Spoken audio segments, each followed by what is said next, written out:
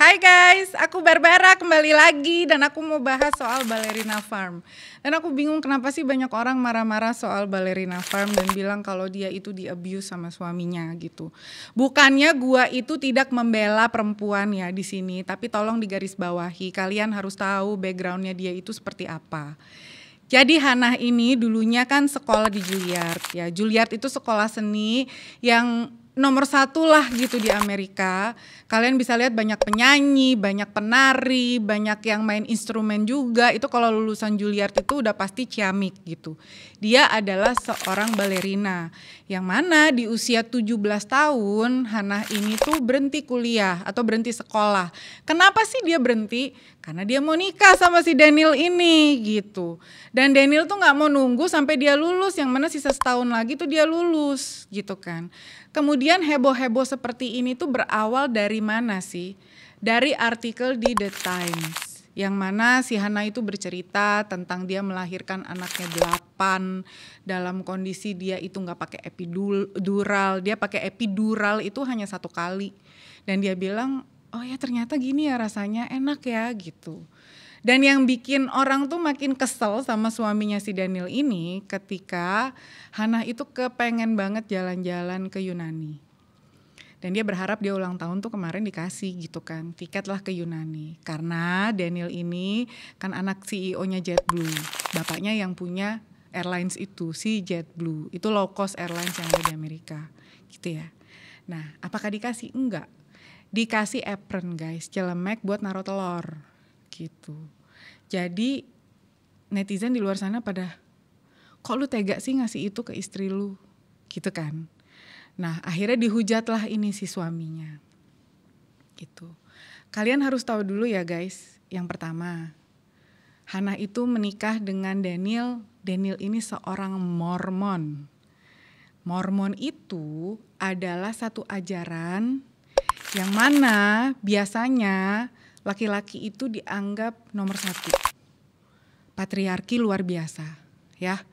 Dan di saat dia menikah dengan keluarga Mormon, seharusnya dia siap untuk menerima konsekuensinya. Apa konsekuensinya? Yang pertama ada kemungkinan kalau dia itu akan diduain atau ditigain. Karena di Mormon mereka itu percaya dengan namanya menikah lebih dari 1 kali gitu ya, walaupun ajarannya ajaran Kristen Katolik mengarahnya ke situ.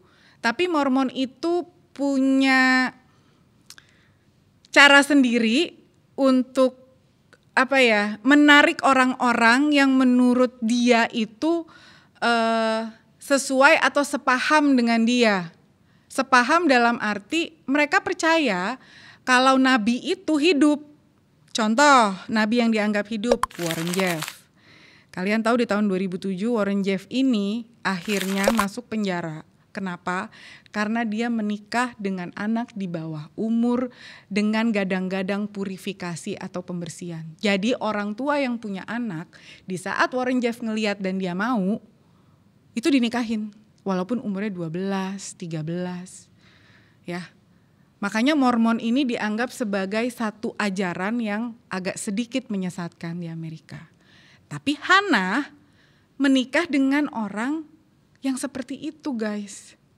Dari keluarga yang dididik dari kecil sampai besar seperti itu. Nah gue gak tahu ya apakah Hannah juga Mormon atau enggak. Tapi yang jelas menurut gue di saat dia menikah di usianya yang 17 harusnya dia ngerti dan paham. Oh iya ya gue nikah sama keluarga Mormon. Jadi gue harus siap nih kalau tiba-tiba suami gue mau kawin lagi. Jadi gue harus siap nih kalau misalnya suami gue pengen punya anak 10 atau 12 atau 14 gitu. Harus siap. Kenapa? Karena itu yang dia jalani terlepas dari bapaknya CEO JetBlue. Yang dia percaya dan keluarganya percaya itu adalah seperti itu gitu. Ya. Jadi kalau kita semua teriak-teriak bilang, Hannah kasihan banget, lu tuh harusnya gak di situ. Orang dia mau. Kalian lihat gak postingan terbarunya dia setelah sekitar semingguan dia gak ngepost di TikTok atau di sosial media yang lain.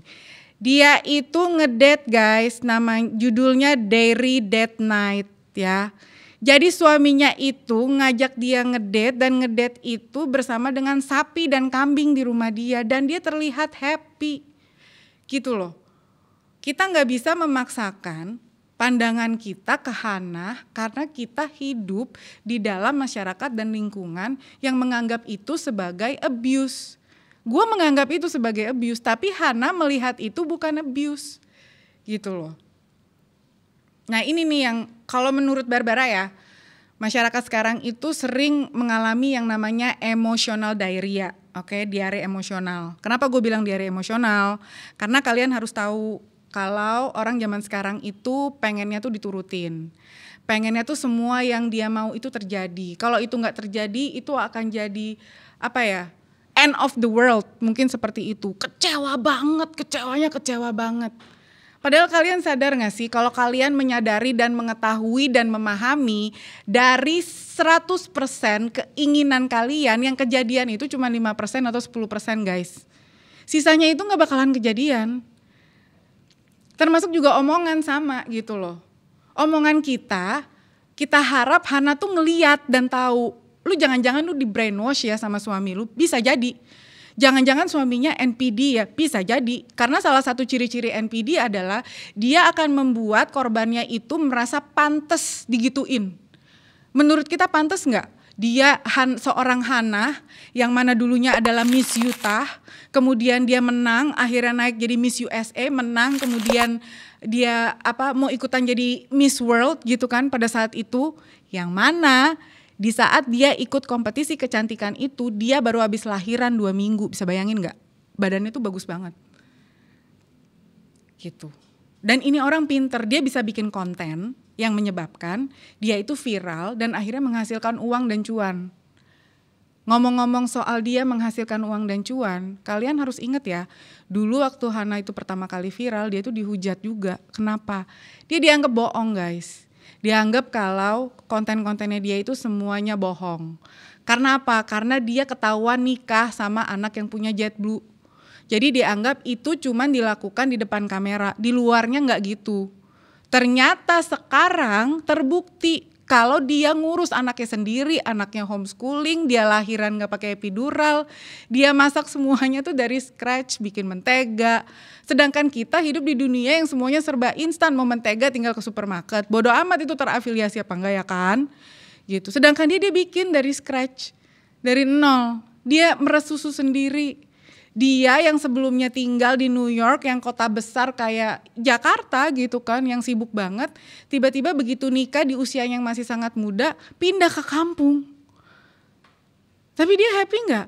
Ya kalau kalian lihat di sosial media happy gitu. Perlu nggak kita menyelamatkan Hannah? Menurut gua nggak perlu.